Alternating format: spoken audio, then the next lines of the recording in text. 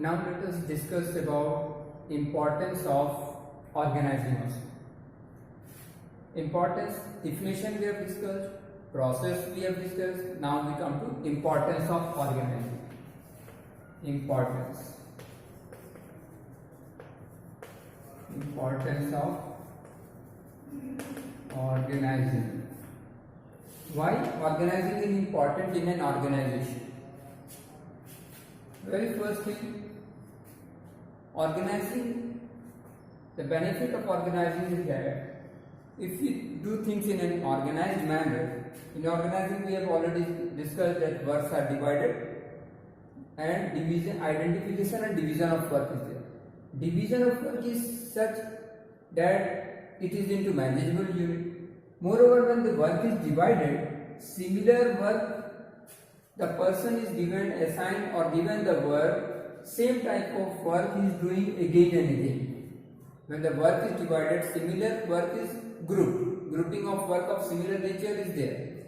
And same type of work, when a person is giving any job, or you can say when he is giving authority or responsibility to do a work, then he is doing the same job or same work he is doing on regular basis. So it results in specialization.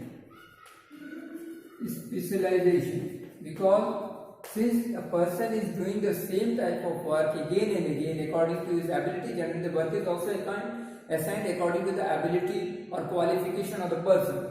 And he will be doing the same work again and again, day after day by day, every day he will be doing the same work. So if he is doing the same work every day, year after year also, then he will become a specialist. And in this way, there will be benefit of specialization will be there to the organization. Next is clarity in working relationship. Clarity in working relationship. This clarity in working relationship exists because of organizing, because in organizing there is authority responsibility relationship is created.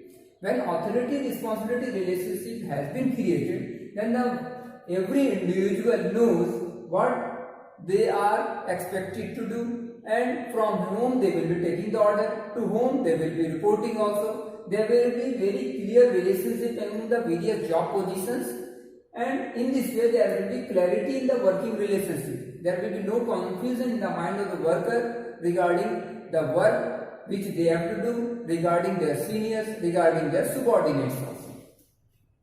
Third benefit of or importance will be, it will be derived from the specialization itself, from specialization, that is optimum utilization.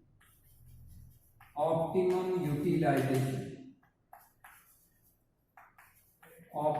utilization of resources.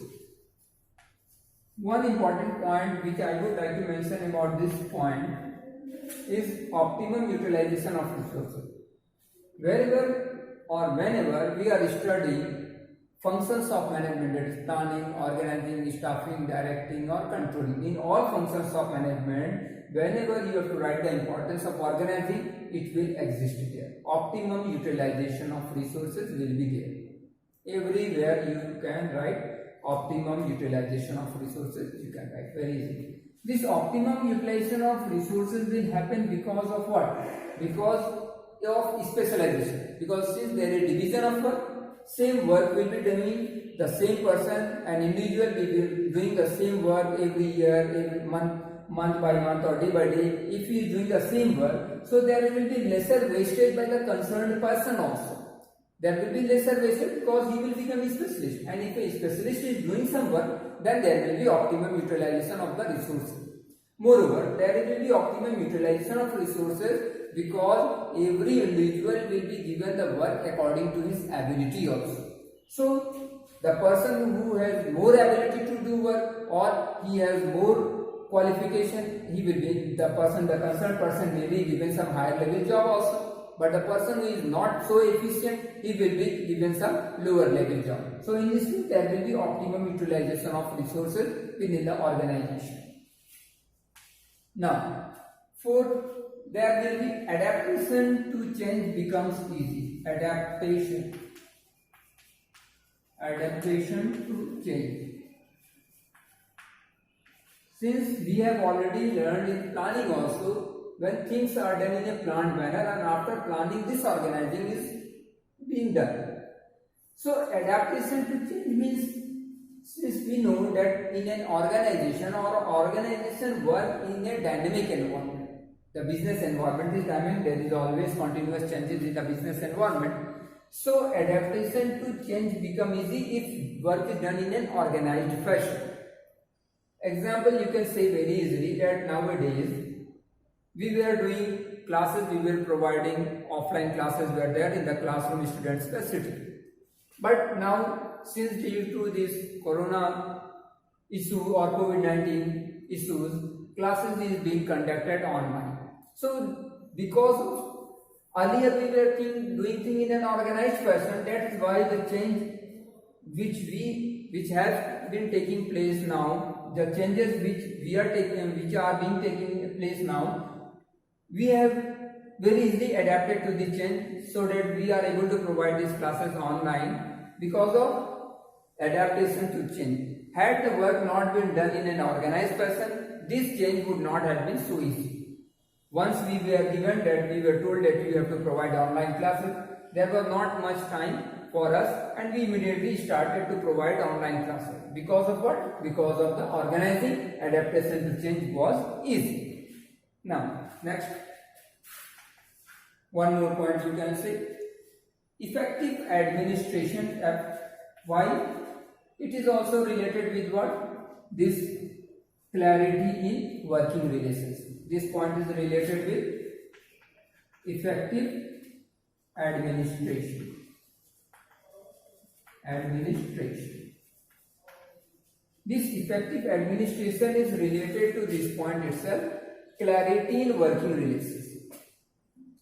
Since working relationship, or you can say that since in an organization, authority responsibility is very clearly defined. So when authority responsibility is clearly defined, administration becomes effective. Because the senior or superior will be knowing who the people are, his subordinate, his or her subordinate. So administration becomes effective because a person knows his subordinate as well as a person knows his superior also. So if administration becomes effective, there is no ambiguities there in the relationship among the various job positions or among various individuals working in an organization. Since every person is knowing his or her authority or responsibility, administration will become easy because the person will not be ambiguous about his duties or responsibilities. Next, one more point also you can write further, that is development of personnel again. That is again related with development of personnel. It is related with the specialization also. Development of personnel. Personnel here refer to the worker or the employee. Personnel, double N-E-L. Development of personnel, or you can say the worker or the employee. Development of the employees or workers, or you can say the personnel, is possible because of specialization. Because since a particular individual or an employee will be doing the same work again and again, day after day, every week or month or year after year, then the same person, since he is doing the same work again and again, there will be specialization, and because of specialization, there will be development in his ability to do the work. Development in his ability to do the work.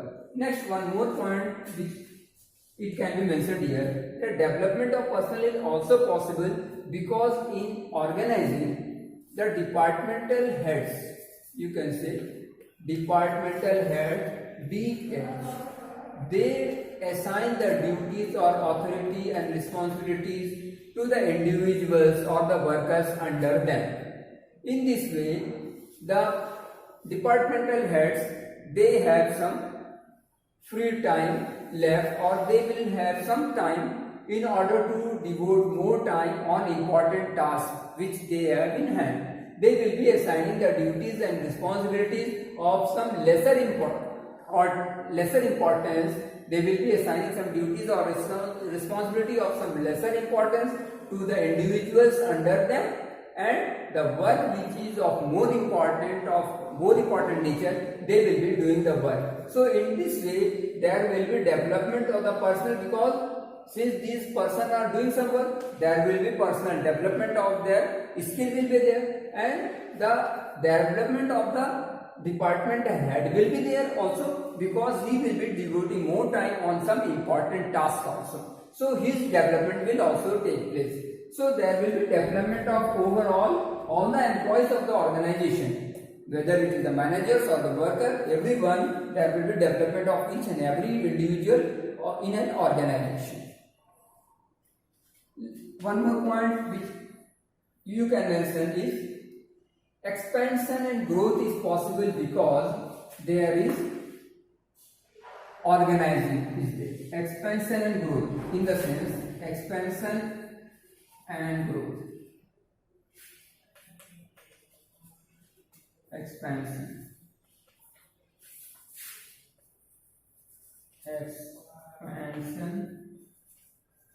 and growth in an organization. Expansion and growth in an organization will be possible because of organizing, since as we know that in case of organizing, various departments are created. Various departmentation is there. Departmental means creation of various departments. When various departments are created, so in case of need, suppose if more departments are required, to be created, creation of new department becomes easy, because already all the departments are, suppose 4 departments are already running. 4 departments are there in our organization, and you want to add one more department. So addition of more department will become easy, because the organization is already running 4 departments. So addition of one department will not create, or you can say it will not hamper the other departments, because other department will remain unaffected by the coming of a new or addition of a new department. Moreover, since the organization is already having 4 departments, so there will be already having 4 departmental heads will be there, or their junior will also be there. So out of these 4 departments, if new departments are created, then the person who is responsible, various departmental manager, the new departments can be created, and the person who is already heading the previous departments or their juniors, they can be given the job of the new departments, and various job positions within the new departments can be created. Means addition, whether it is expansion or even you can say contraction also. Even expansion or growth, or you can say contraction in the departments can also be possible. Suppose you want to do away with one of the department, means you do not require one more department. Instead of 4 department, now you require 3 department. So rest of the people who are the employees who are working in one department, the 4th department, all those employees can be transferred to the remaining 3 departments also very easily. So adjustment or adaptation to change become easy, whether it is expansion or growth, or whether it is contraction in the business, it is very easy because of the organization.